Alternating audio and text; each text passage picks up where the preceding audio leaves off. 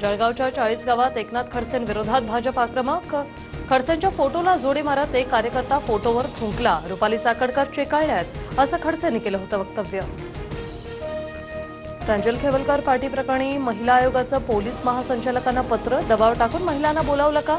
SIT मार्फत चौकशी करा, महिला आयोगाची मागणी. मानवी तस्करीचा प्रकार असल्याचाही दावा.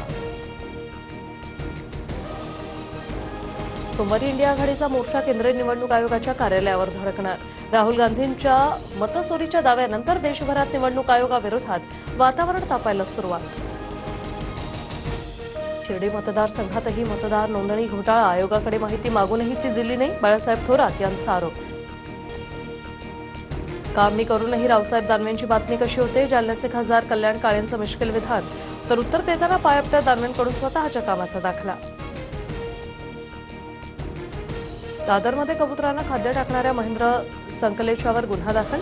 शिवाजी पार्क पोलिसांकडून गाडीही जप्त. हायकोर्टाच्या नियमाचं उल्लंघन केल्याने कारवाई.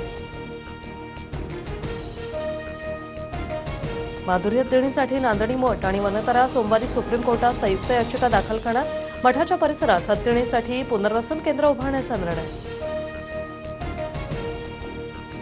बीडच्या परळीत नशेखोर तरुणाचा आपल्याच कुटुंबियांवर हल्ला. चाकू हल्ल्यात आजीचा जागेवर मृत्यू तर आई आणि वडील गंभीर जखमी.